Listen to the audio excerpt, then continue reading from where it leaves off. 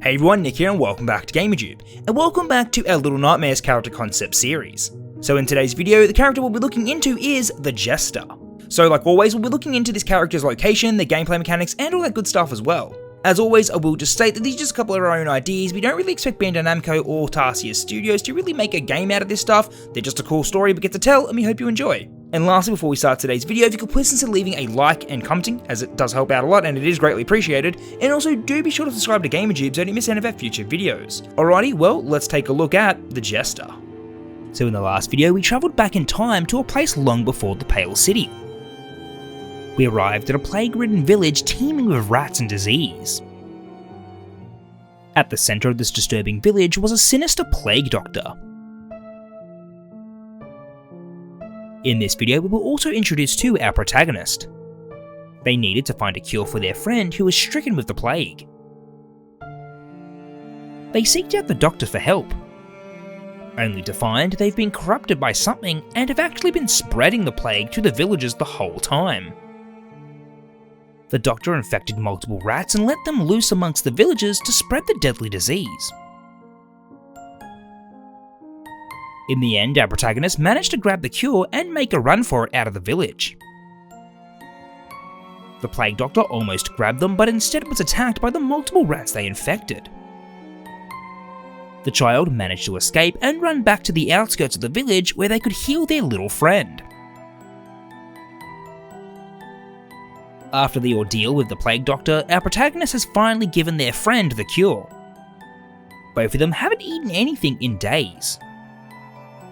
The child decides to go look out for food back in the village whilst their friend recovers completely.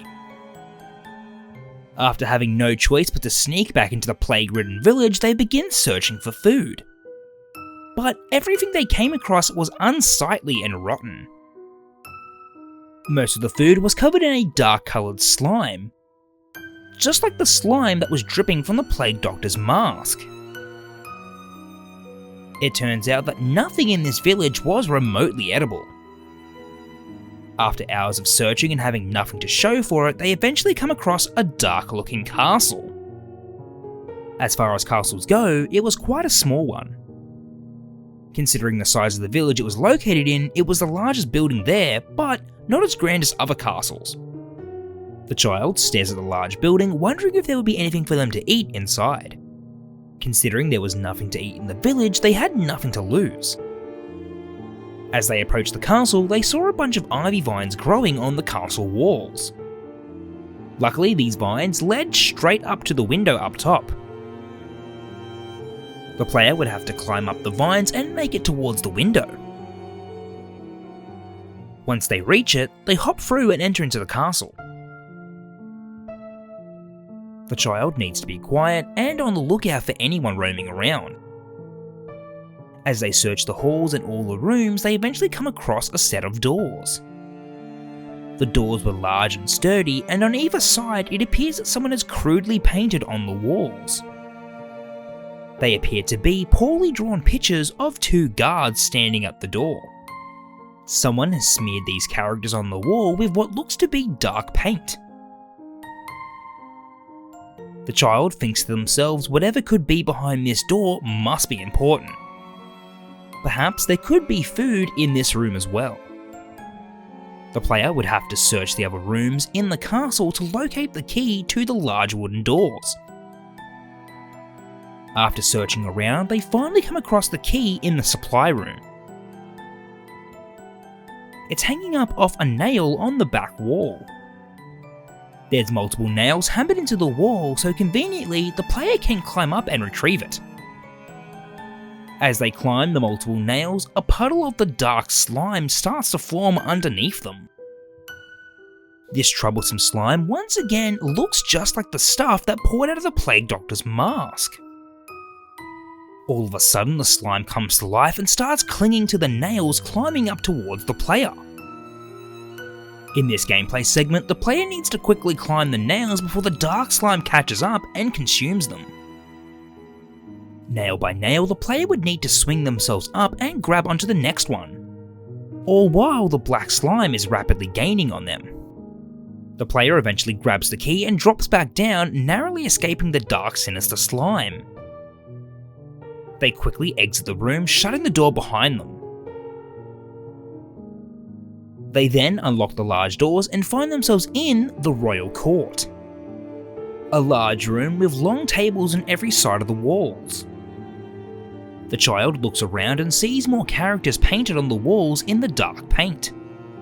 The child spots at the end of the room a large banquet of food. They climb up and make their way across the long spanning tables. As they walk over to the food, they hear the large doors open up. They quickly hide as a shadowy figure enters the room. As the child hides, they can hear the sound of bells. The shadowy figure walks past and is revealed to be the Jester. The Jester is a strange looking character wearing an old dirty Jester's outfit and a strange white mask. They also have a saddened expression painted on it. They appear to be holding a Jester's scepter, and hanging from their waist looks to be a jar filled with a disturbing dark slime. The child watches this strange individual walk over towards the food. They walk right past it and towards the back wall. They dip their hand in the dark sludge and start smearing it on the walls.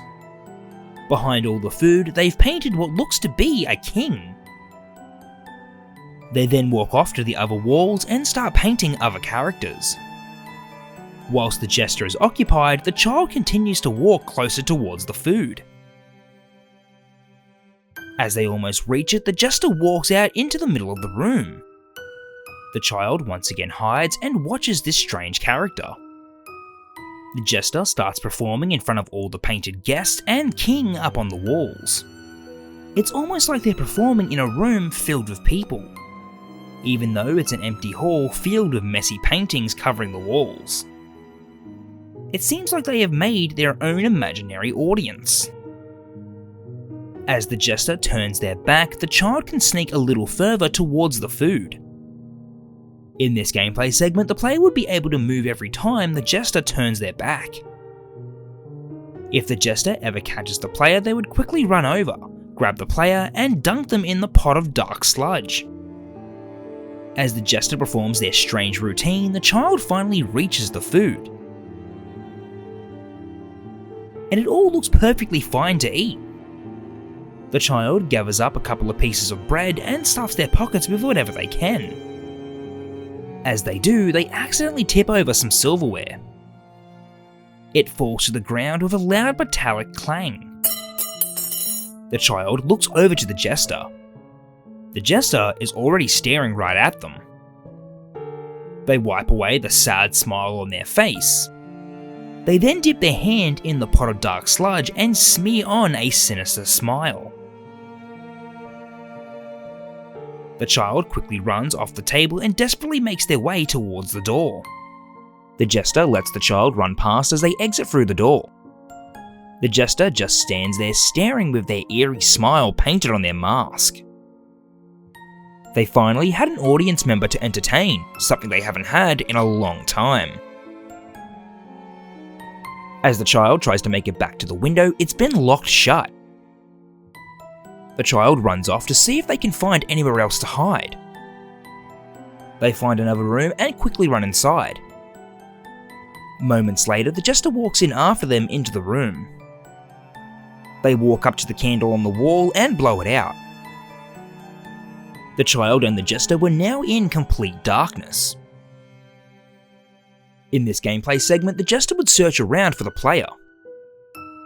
They'd have to try their best whilst hardly seeing in the dark to avoid the Jester. One mechanic that could work here is listening out for the Jester's bells when they move. This could help out the player greatly when trying to avoid being grabbed by the Jester. If the player gets found, the Jester grabs them and covers them with the disturbing dark slime that flows from their eye holes in their mask. The player would notice just barely in the dark an opening in the wall at the top of some wooden boxes. The player has to make it up there and escape through the opening just before the Jester can catch them. Just as the player has reached the top of the boxes, the Jester has relit a candle and spots the player just about to escape. The Jester now has an angry expression painted on their face. The Jester quickly charges towards the player, but the player has quickly entered through the opening in the wall. The Jester's hand reaches through and desperately tries to grab them. The player just makes it out of reach and walks through the dark and narrow tunnel. When all of a sudden the tunnel takes a steep drop off. The child falls down all the way to the bottom of the narrow tunnel. They land on a disgusting pile of animal bones and meat. They quickly jump up and take a look at their new surroundings. But where were they? Wherever this was, it definitely wasn't a welcoming place. Little did they know, the individual who was down here was anything but welcoming. Alrighty everyone, well that's all we have for today's video. I hope you enjoyed. If you did, please consider leaving a like, commenting and subscribing, as it helps out a lot and it's greatly appreciated. Also, as always, do be sure to let me know down in the comment section below what you thought of the Jester and also what you'd like to see going forward. Alright everyone, well until the next video, I'll catch you later. Bye.